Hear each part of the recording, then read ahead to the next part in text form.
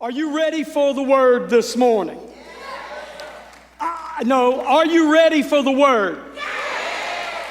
Okay, I want you to say this with me. Repeat this after me. Say, Pastor Ledford, before God, I promise I will not be offended by you. Whatever you preach that is of God, if I'm not doing it, I will let the Holy Spirit deal with my life. I want to grow. Okay. Now, if you didn't mean that, fake it anyway. I want you to go to Ephesians chapter 6. I'm not going to go in depth this morning on how to raise children. Starting September, the first Wednesday night of each month is the whole church with worship and communion. The second Wednesday night are men only. The third Wednesday night every month are women only. And the women said, and the women said, the fourth Wednesday night are couples. If you're dating, engaged, or married. And all the couples said, y'all sound real excited. You say, well, what is the fifth Wednesday night? That's my night off. Amen. Today, we have worked up. Now, I hope you realize what Paul has been doing. In Ephesians 1, 2, 3, and 4, Paul dealt with how to be a Christian, how to be a good citizen, how to live not under the law, but under grace, the word of Jesus, that he is Lord. Now, Paul is going to continue. Last week, we found out he talked about marriages, relationships, and today, he's going to begin to graft off into how to raise your children. I want everybody here to say this. I know I might have you repeat a couple times. I'm not going to do it a lot, but this is the last one. I want everybody to say this. Say, I have a place in my family in helping raise the children, whether I know it or not. The children in my family watch me and want to become like me. Think about that for a moment. You and I cannot go back to 8 years old, 10 years old, and look at our family members like we did and not acknowledge when we were children, we looked at them and thought, one day I want to be like that. And every family has some players. Y'all got quiet. Don't act like that. How many of you know every family has some players? Male or female have some players. Really flashy. Drive the flashy car. Wear the flashy clothes. Talk real loud. Children are drawn to that. And they see that. And some of them grow up and say, well, that's what I want to be like. I want to be like that. I want to be like my aunt, like my uncle. I want to be flashy. I want to be, because how many of you know faithful mother and fathers are dull? Come on now. No. Children are like side relationships. Listen to what I'm going to say here. Children live with their parents and know the good and the bad, but the flashy auntie, uncle, cousin older than them, they don't tell them to go to bed. They don't tell them to eat their vegetables. They don't tell them to do their homework, so they're more exciting. Are you with me? Oh, I'm leaving y'all behind already. What I want you to know is, mom and dads, the title of this sermon is, The State Are Stealing Your Children. I'm going to say it again. The state are stealing your children. You say, but Pastor, I work for the state. Wait till you get the full picture. Because, believe it or not, in 2026, it's not like it was in 1986. It's not like it was in 1996. Things are different today. Let's see what Paul, writing to the church at Ephesus, has to say. Go to verse 1. It says, children, obey your parents in the Lord, for this is right. Children, obey your parents in the Lord, for this is right. Who will agree with me? That's a great statement.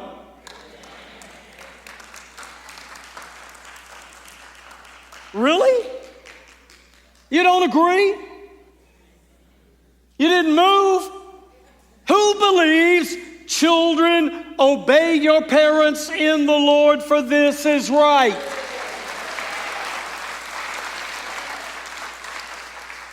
Now, let me tell you why Paul wrote this. Children are born with sin DNA inside of them.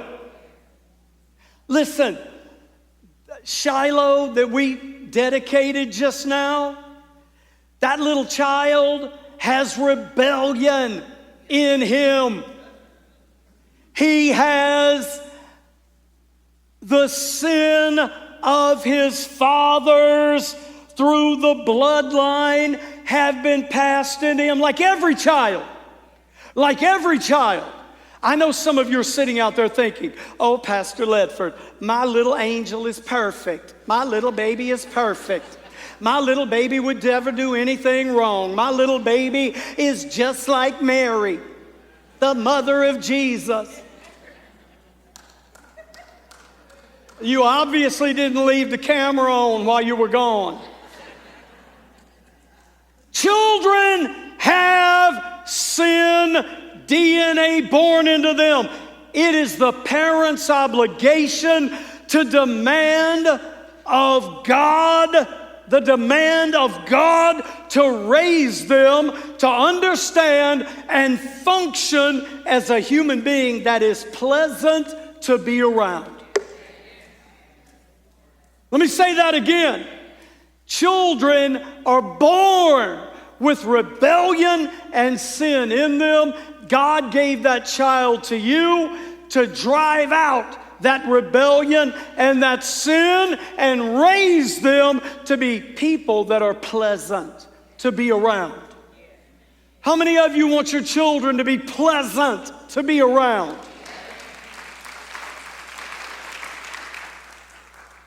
Verse 2, Paul says, to the children, honor your father and mother, which is the first commandment with a promise. Why did he say that? Because that is the first commandment. It says, honor your mother and father, and you will add years to your life. Who wants to live long? Who wants to live long? Say that. Say this with me. Say, children that honor their mother and father will live longer than those that don't.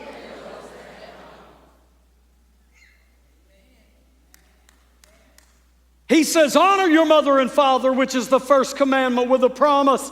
So, now watch this, so that it may go well with you and that you may enjoy long life on earth. I want to encourage every adult here.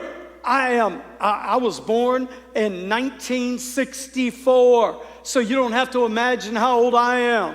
My mother is sitting right on the front row. She has a birthday coming up in 2 weeks. Thank God, I've still got my mom. And you know why I am still alive? It's because my mom beat me every day.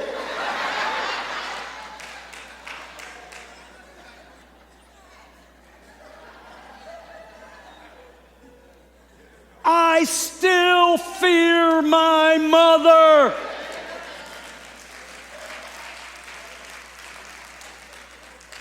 Mom, with all seriousness, I beg you in the name of Jesus to forgive me for every situation when I was a young man, a teenager, a young adult, a grown man.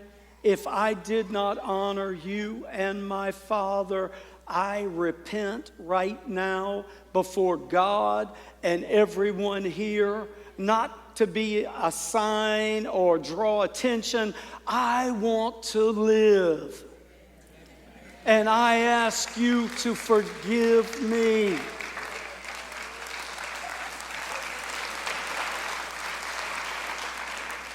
And I thank you for beating me every day. Y'all don't know what that woman had to raise.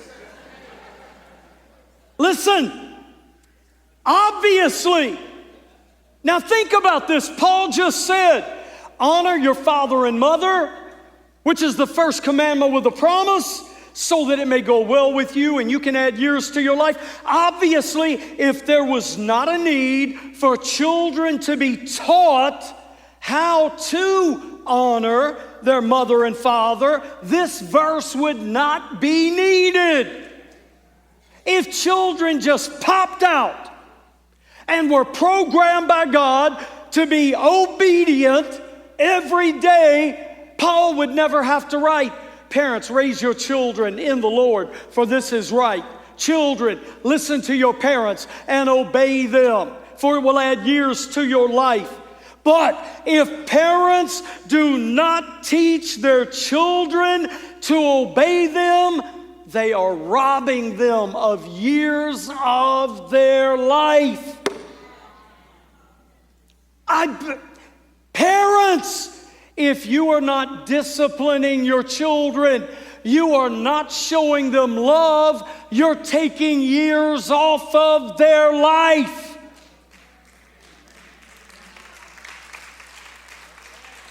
Parents, if you, in order to get your child to obey, if your answer is handing them an iPhone, an iPad, a play computer, and say, go be quiet, you are not doing your job as a parent.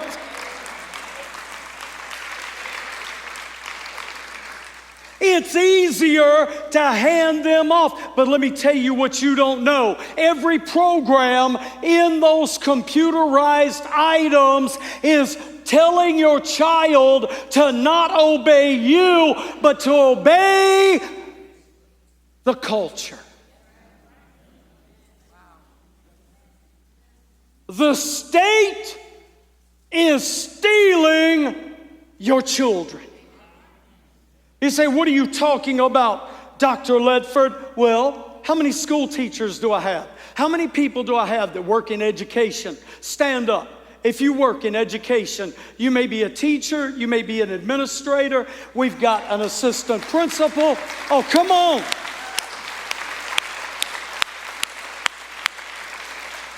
Stay up. Stay. I love you. Thank you. Stay up, stay up, stay up. You are not bad people. Do not take what I'm saying as you are doing something wrong. But I want you to tell me if this is true. Today in 2026, children from grade 1 through grade 12 will spend this year approximately 1,230 hours in your classrooms. Is that true? 180 days times 7 hours a day is 1,260 hours.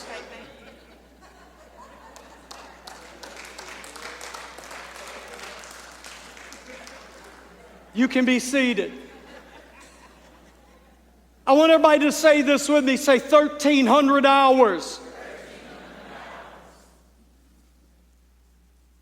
A parent has approximately 30 to 60 minutes, if they're lucky, in the morning. Who in here has children that just love to get up at 5 a.m. and they're ready to go waiting on you? They are not of God.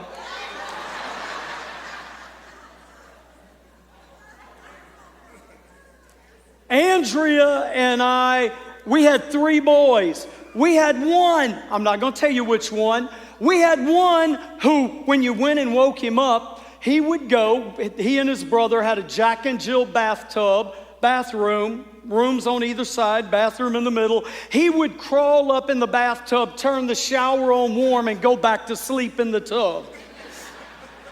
Anybody had one of those? Yeah, baby. If you're lucky. Now, what about in the evening?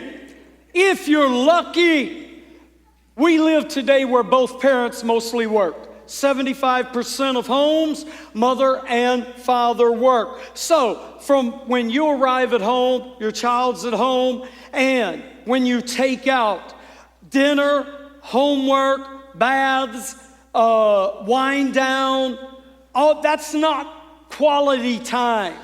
A parent is lucky to have an hour and a half to 2 hours of quality time.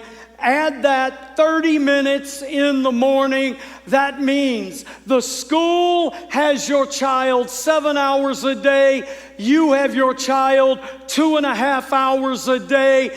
Who has more influence on your child?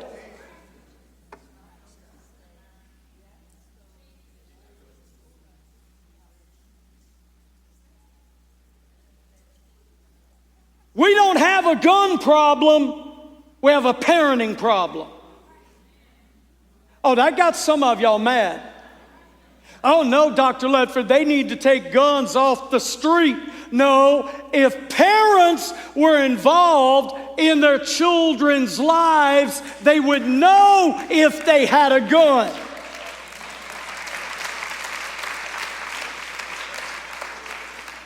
Do we need to make gun regulation? Yes. But where's mom and dad? I don't know how you were raised. I couldn't get away with nothing. That's why I said, my mama beat me every day. I stand by that. There may have been one day I didn't get caught.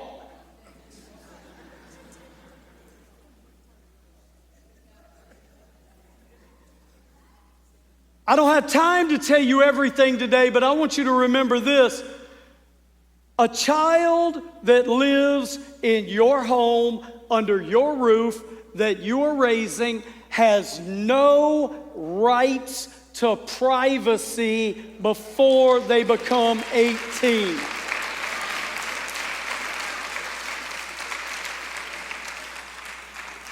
You pay their cell phone, know who and what is on it.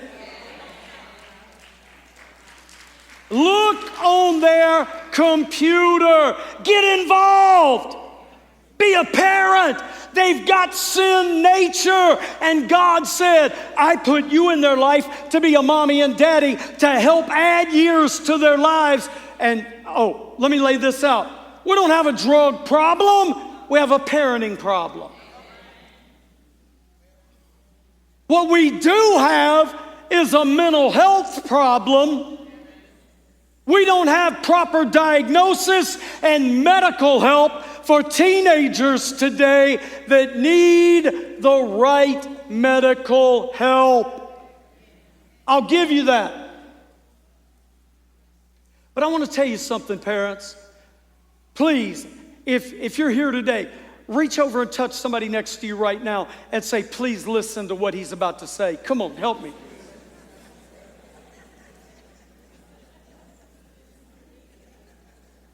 Moms and dads, aunts and uncles, cousins, brothers, older sisters, your faith does not have to be perfect, but your faith has to be real.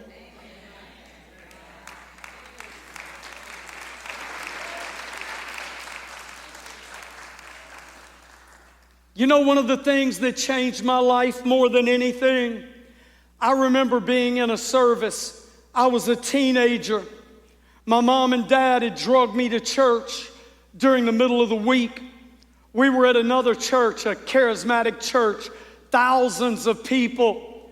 And I watched my dad. My dad was not an emotional man. My dad, he grew up, I don't think his dad ever put his arms around him and told him he loved him. I don't think my grandfather ever told my father he was proud of him. My dad was raised in a different generation, but I was sitting in the pew and I looked over and the music was going, and I looked and my dad had his hand raised and tears were coming down his eyes, and I saw that Jesus was real to my daddy. And when I saw that my daddy, an imperfect man, loved God, it changed something in my heart to want to know who God was. I want everybody to say this with me. Say, my faith does not have to be perfect, but it needs to be real. Number two, check your kid when their wheel gets a wobble. Check your kid when their wheel gets a wobble. He said, what are you talking about, Pastor Ledford? When things start looking like something ain't right, don't wait for the cops to show up. Don't wait for the school to call. Look, I'm about to hit you. When you see their wheel wobbling, things aren't going like you think, find out what they are listening to.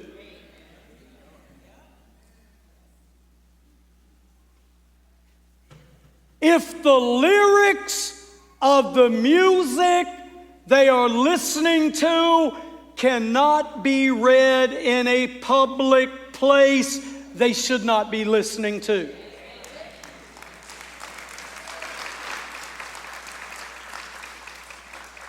Guys, that's the response I get from Christian parents.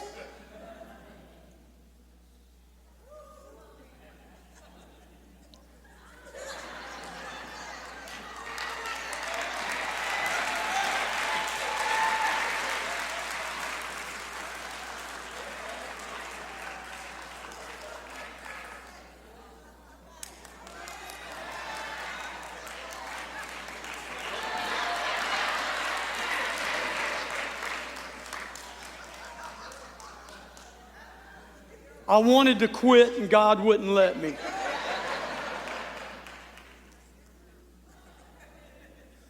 Number two, when that wheel starts wobbling, look at who are their friends.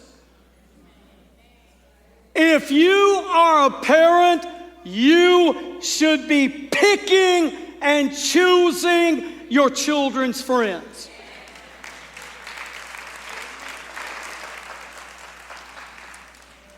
My wife and I raised 3 boys.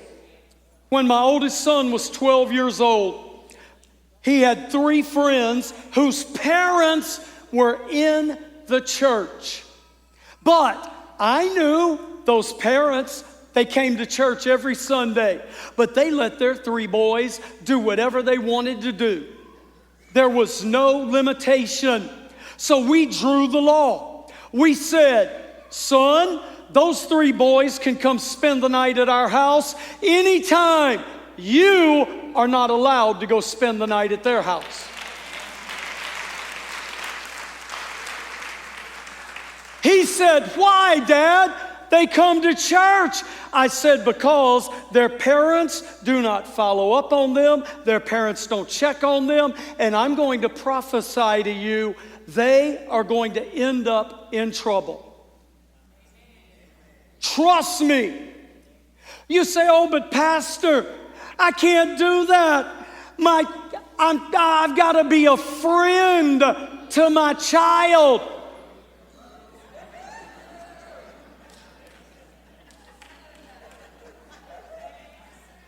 God didn't call you to be a friend to your baby.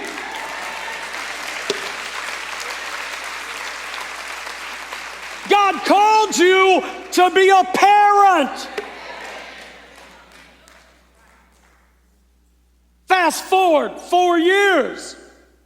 All 3 of those boys, 2 of them got their girlfriends pregnant. All 3 got arrested by the police on multiple cases. 2 of them went to jail for 3 to 5 years. None of those 3 graduated high school.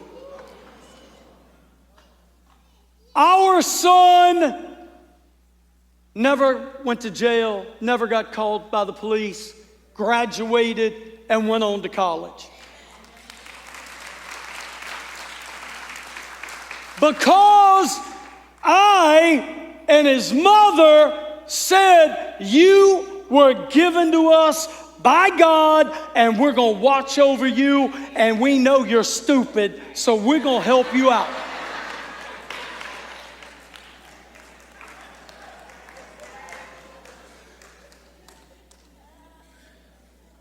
Now, I got to hurry through this. I don't have much time.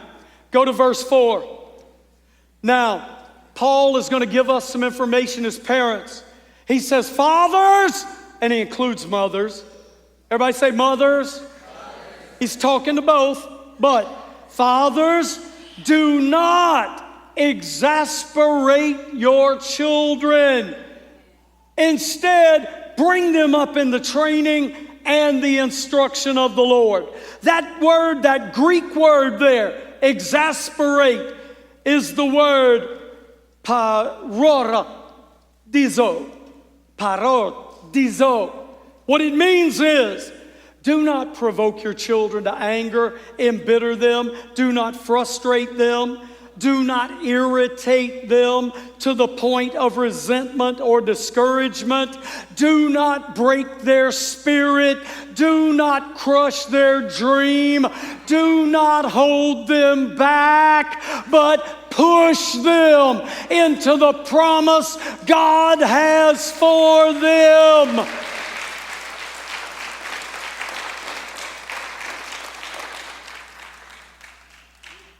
I want to talk to everybody here for just a minute. There's some of you here today, your mom and dad did the best they could. They did not have a book on how to raise a child. They might have not had their mother or their father there. Maybe you were raised in a situation that was less than perfect, and you're here today and you're hurting, and I am here today for you to be free from the trauma of your childhood. There's some of you here, your parents didn't know, but they were harsh, they were excessive, they arbitrarily disciplined you. There were no guidelines. You didn't know why you were getting disciplined. And many of you didn't know why you were getting beat. Parents, some of us have been raised. Parents had unrealistic expectations. They expected you to be number one in everything. They expected you to be perfect. They expected you to excel. And they never took into account maybe you were doing the best you could. A lot of parents raise children inconsistently. Everybody say inconsistent. That means rules that change according to the parent's mood.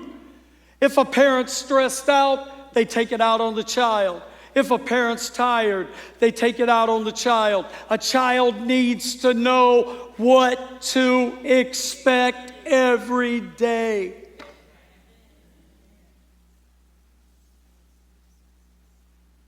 Some of us, not me,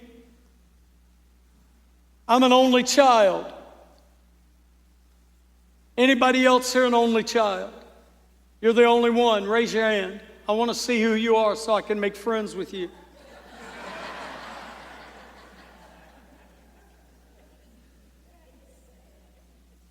If you weren't an only child, some of you grew up and you know that your parents favored one of your siblings over you.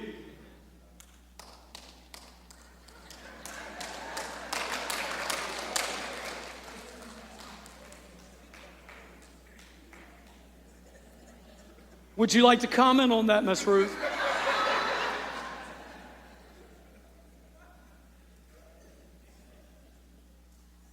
You know what? A child's spirit can be broken when it's obvious that a parent loves one child over another. That child grows up wondering, what's wrong with me? What did I do? Another thing is neglect or emotional absence. Being physically present but relationally distant. Hypocrisy and demanding godliness from the children while the parents are harsh, ungodly, dishonest, impure. I'm going to tell you this, we need to break the generational curse of do what I say, not what I do. We need a generation that will change it and say, do what I do, not just what I say.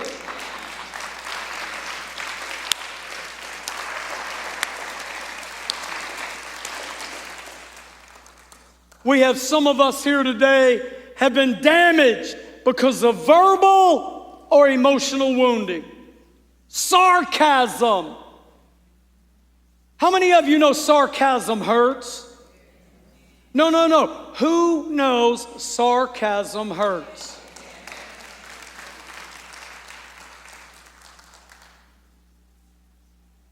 I've seen parents before. Little girl, 13 years old, going to her first dance at school. She's already nervous. She's already dealing with, it took 2 weeks for some boy to ask her to go while her other friends got asked the first day. Her self-esteem is not where it should be. And that little girl comes out in her beautiful little dress that Mama bought for her. And she's waiting to hear her father's words. And that dad, instead of realizing the weightiness of that situation, looks at her and says, "Is that what you're wearing?" And those 5 words cut to the heart. And then he says, "Oh, baby, I'm just joking." How many of you know what's already been said has already been done?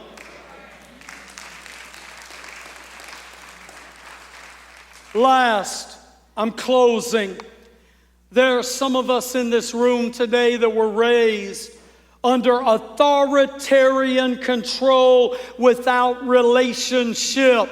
Our moms and dads demanded, but they had no relationship. Parents, look, this isn't a parenting class. I'm preaching what Paul, and I'm commenting on what Paul said. We'll get into this deeper in the couples ministry. But I want to say this. The one thing my wife and I did right is before we spanked or disciplined any of our 3 children, we held them in our arms. We told them we loved them. We told them why they were going to get spanked. And then Andrea went nuclear on their butt.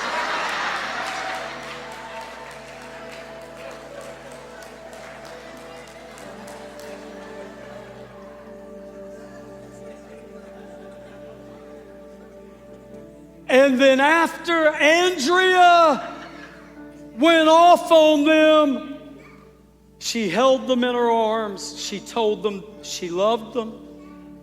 She wiped the tears from their eyes. And she said, just don't do that again.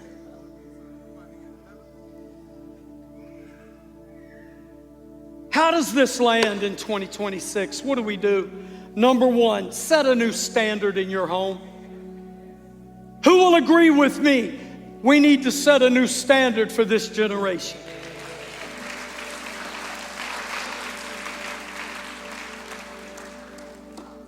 Number 2, I want everybody to say this with me. Say, God help me.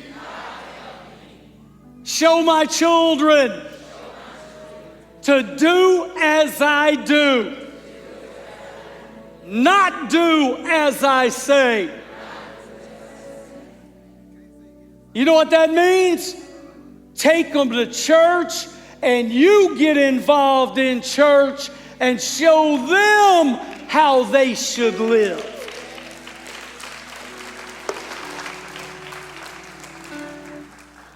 You say, well, I take them to church.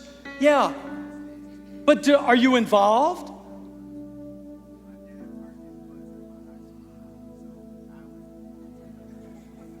Do you do anything? You see, every generation will take what we do and feel like they can do just a little bit less. I don't have to do that. I just need to go to church. That's enough. Parents, if you have a child, we have spent almost $500,000 to provide excellence, to provide curriculum that your child, from the day they're born to the day they graduate high school, will be taught every story and every person in the Bible. Why don't you make them? You say, well, they don't want to come. That's not optional if you live in my house. You want to eat? Come to church. You want to play ball? Come to church. This past year, we as a church raised money for almost 30 teenagers to go to youth camp for free.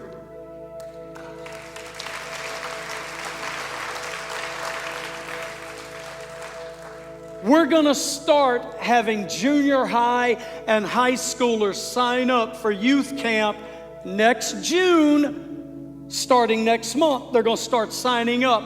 Why don't you make your child go? Listen, I know what they're going to say. I don't want to go. I don't know anybody. Listen, your children need to be around other saved kids to know that is the normal. That is the normal. thanks for watching the Restoration Place YouTube. Make sure you subscribe so you can know every time that we go live or when we share a new message. Leave a comment. Let us know what spoke to you today, how we can pray for you, and where you're watching from. And if you'd like to support the ministry financially or take next steps in your journey, visit restorationplace.co for more information. Hey, thanks again, and I'll see you soon.